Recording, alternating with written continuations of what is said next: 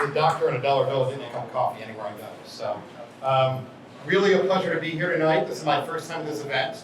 Oh, look at that, fancy clicker. Wow. I was supposed to come to one of these events like last fall, and unfortunately I got sidetracked. I do a lot of military work, which means that they send me to like all sorts of weird places. And sometimes it's fun and exotic like Athens, Greece, and sometimes it's not so fun and exotic like Columbus, Georgia, or Vicksburg, Mississippi.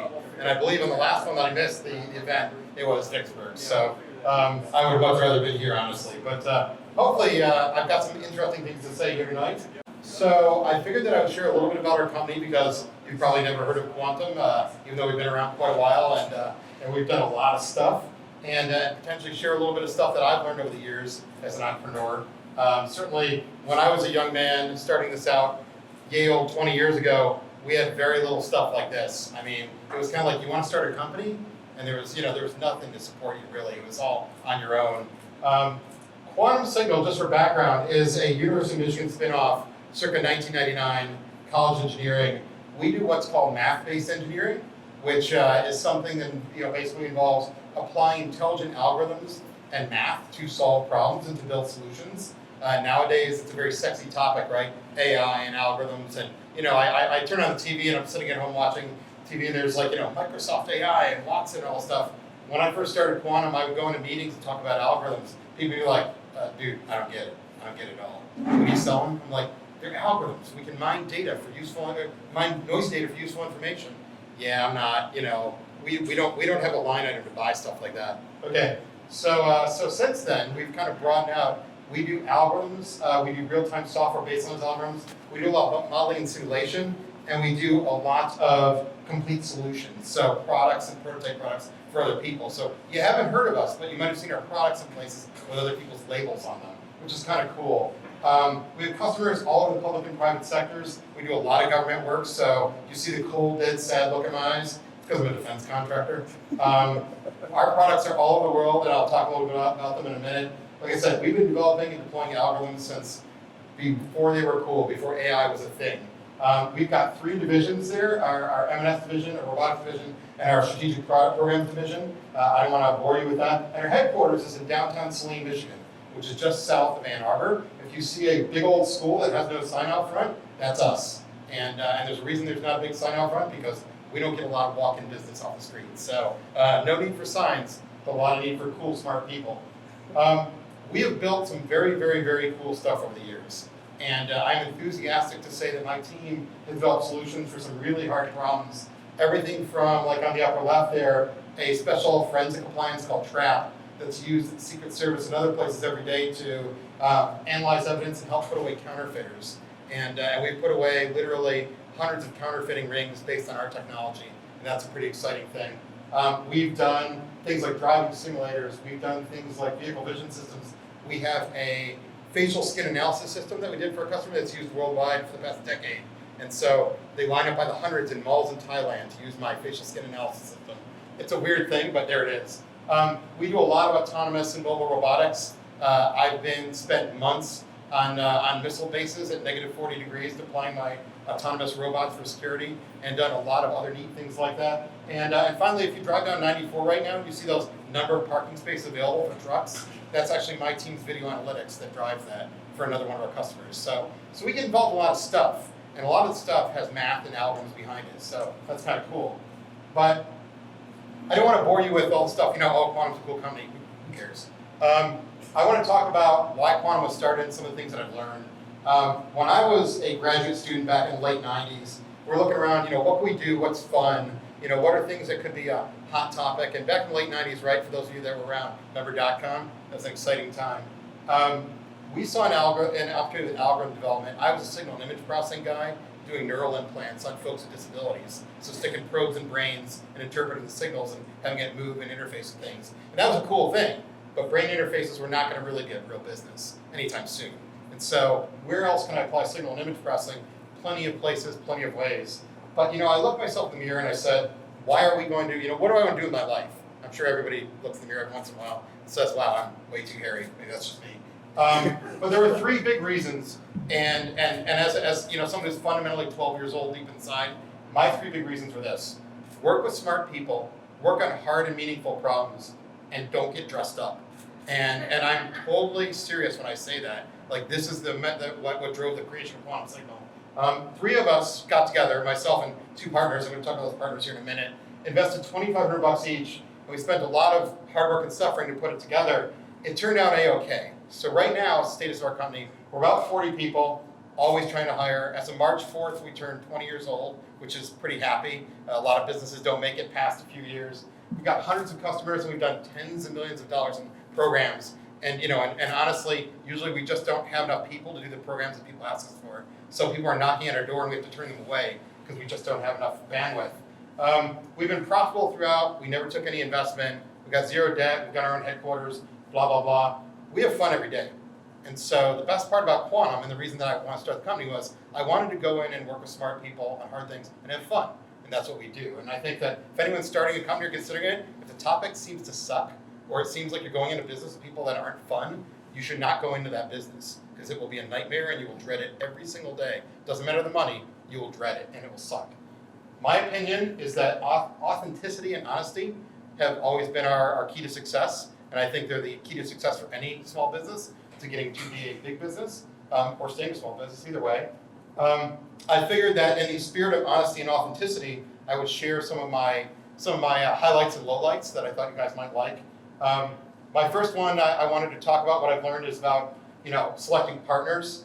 Everybody buys these entrepreneurship books, right? I mean, I'm sure you guys have. I bought them back when I started, and there were some really goofy ones. But they'll tell you things like vet your partners. Be really careful who you choose. You choose your partner like you choose your spouse. And I would say that it's even worse than that on some level. You need to look not just at whether you trust them. You need to look at key issues surrounding what they bring to the table. Do they have the same interests and motivations as you? Is this just a hobby, or is this going to be their career path? Can you work with these people collaboratively? Because some people you're really impressed by and they're your friends, but you really can't work with them because they're kind of not the people that you work with. They're lone gunmen, and they don't like to work as a team. Are they at the same stage in life? My two partners, and I'll talk about them in a minute, were not at the same stage in life, and that is something that you need to consider very, very deeply. And and how long-term is their commitment and their loyalty? And and I hate to say out there, like some sort of, that's like a dirty word nowadays, like how loyal are they, et cetera, et cetera. But the truth is, when push comes to shove, are they going to choose the money, or are they going to be loyal to you and to the company? And sometimes those things do conflict. So Q as an example, I started it with two partners. One was a gentleman there. You can see my super awesome jeans jacket and my big old afro that I had going on there in the middle. It's a little bit fuzzy, sorry. But the gentleman next to me was another graduate student named Gene. And Gene and I were best friends that ate lunch pretty much every day for years. We decided it would be a really good thing to start a company together. We got with this professor over here on the lower right, who's Bill Williams, who's a kind of a famous signal processing guy. And we said, we should start this company, it'll be really fun, we'll do a lot of great stuff. Yeah, that's good. So Gene got a day job while I was finishing my degree. The professor was still professoring. And we started the company, and we did it, little by little. I started working on the company. Gene would be able to work at night. Bill would come in every once in a while. And what you find out is that, people that are working in different stages of their life have different motivations. So a pretty much retired professor has a different motivation than a young entrepreneur, and on and on and on. And so what happened was Gene decided to stay with his day job and not jump to the small business, and the professor was pretty much retired. So he came over and did some work, but he was not driving really hard on this thing. Great guys, love him to death, but they weren't at the same stage, and it was a problem. I lucked out and got a silent partner who I known for 20 years who stepped in to work with us, and things have turned out okay for everyone, including Gene and Bill and my partner. It's been great stuff, but think hard about who you're going to go into business with. Very, very hard. Second thing is something that, and I apologize if I'm stepping on any sacred cows here. I'm the kind of guy that does that. Lots of crazy models. When you think about starting businesses, I've been around since before .com, right? And lots of crazy models, lots of new visions, lots of big ideas. And I get involved in these and I see them on TV and things. You know, we started in 1999, it was all about .com. It was all pets.com. And, you know, we sent dog food through the mail and at profit, all sorts of crazy stuff back then. You know, a lot of the news that are getting in entrepreneurship, I think, get in love with these stories of, you know, they started in a garage and all of a sudden they were a $20 billion company in only 3 months. You know, they didn't have any customers, but it all worked out anyway. It's like, yeah, these things kind of get them distracted. The people that are starting companies get distracted by crazy models and crazy structures. In my opinion, when you offer the whole basis of it is offering a good or service, and you have customers that pay for that good or service. And at some point, you will make money, and hopefully sooner rather than later. So when I say all you need is, what I say is all you need is customers, because customers are going to show you that what you're offering is valuable. And when they pay for it, then it's a real customer. And when they don't pay for it, at some point, it becomes a hobby. And I've seen over and over and over, people put their entire savings into their business, never get paid a dime, and they're out millions of dollars in the end in years. It's a bitter thing. So my recommendation is find a way to validate your idea or concept. I know this is not a new idea. Do it in a cheap way, very early. Talking to people that are honest, not your friends, your mom. Your mom's going to tell you anything. Talk to your people who are going to be honest and say, yeah, no, dude, that sucks, and here's why. And I can tell you some of the people that I dealt with in grad school that were the people that were very, that were very honest about ideas, and those people have gone on to some very big things. But try to pilot it collaboratively with minimal investment.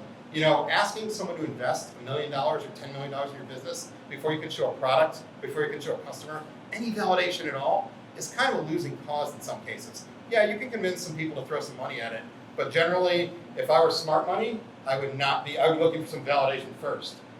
Once you get the thing and you know it's going to work, then you can go forward with it and go figure out how to go big.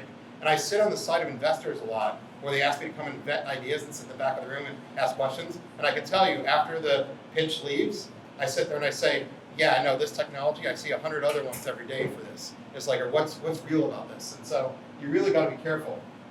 My next bit of advice is always listen to Kenny Rogers, because he's a smart man. It's like, I said vet your partners a few minutes ago, that's not all. You need to vet your staff. When you go to hire people, they look really good on paper. Don't hire them just because their credentials look good. Hire them for what they can actually do and who they are. What they are on paper is not the same as who they are or what they can do. And that is something where, a kid has a really nice MIT degree, can't do jack shit on the code. It's like, get a kid with an associate's degree that wants to work hard and knows what he's doing, he can go very, very far. What it takes is a competent team, not just a team that has cool credentials. Figure out how to do meaningful interviews and give good tests. Technical tests for the people that you're hiring on the technical side, absolutely important. We had an HR position, we give HR tests too. So we have them do little mock things and we come up with stuff, because that's the way you're going to vet them and see how they do. You're going to get stinkers. Don't get me wrong. We've had plenty of stinkers. The only mistake I've ever made is not knowing when to fold them.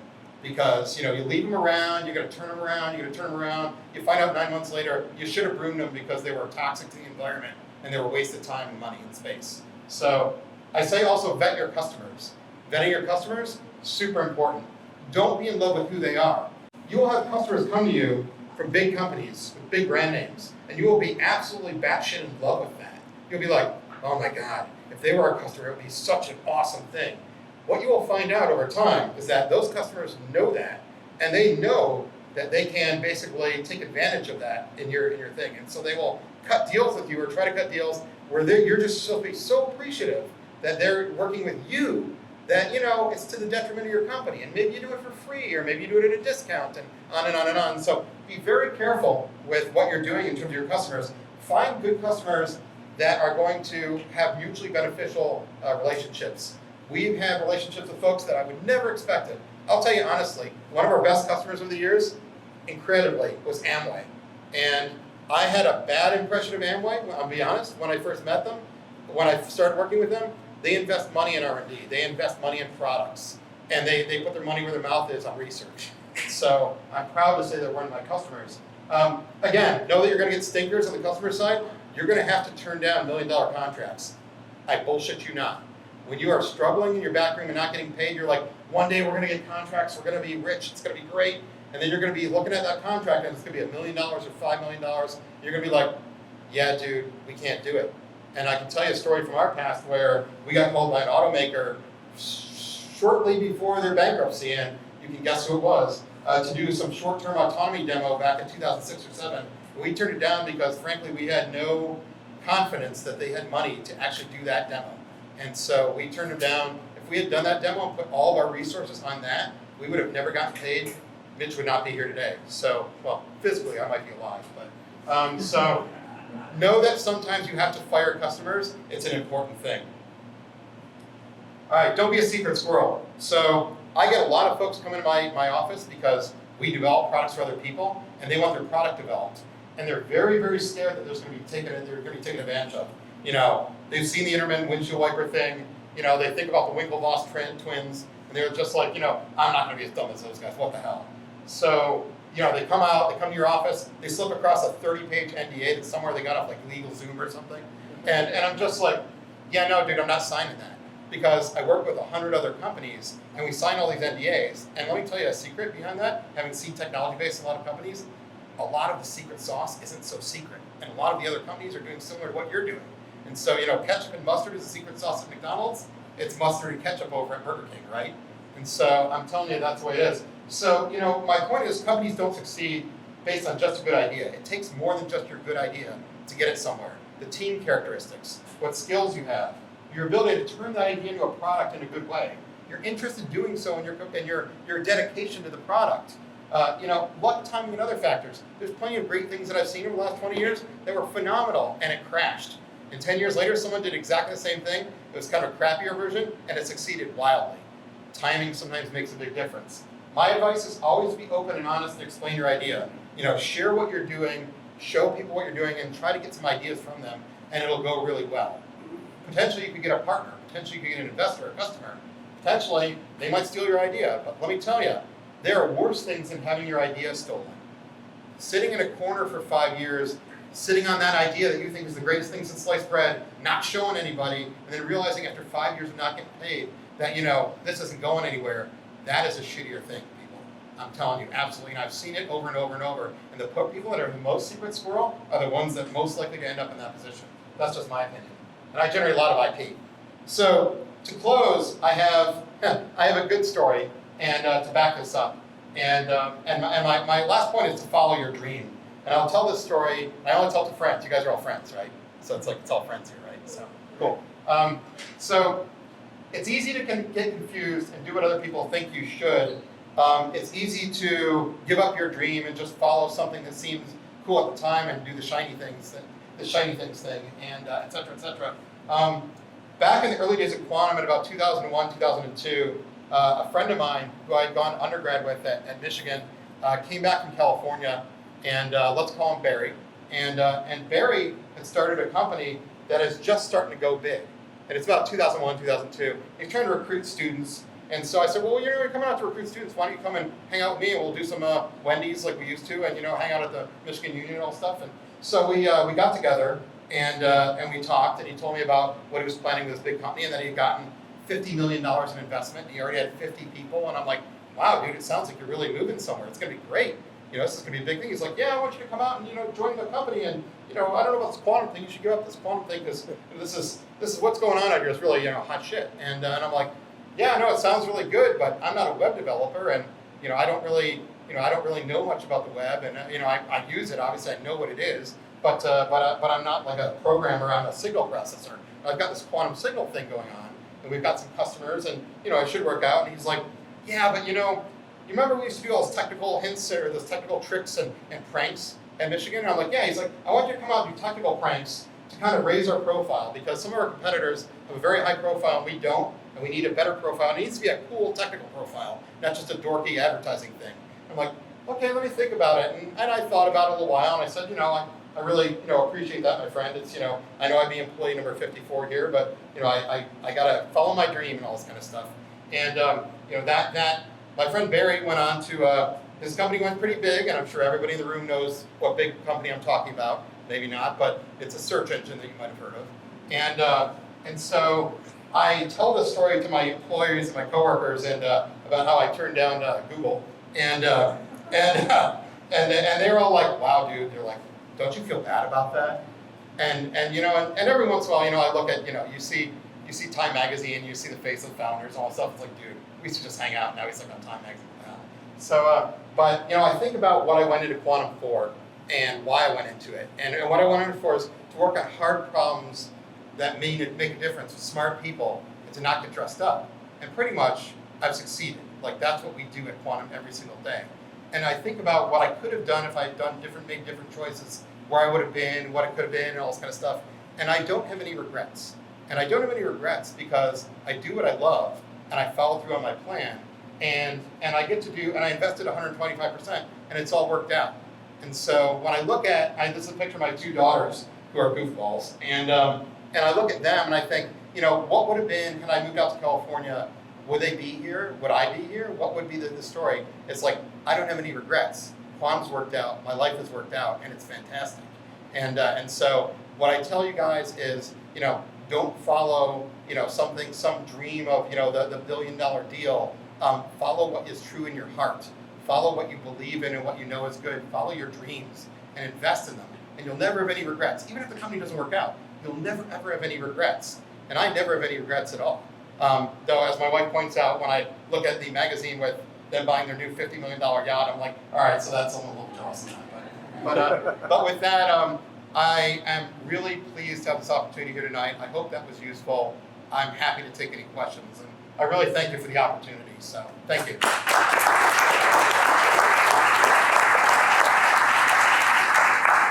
Thank you, Dr. Lynch. I'm glad you made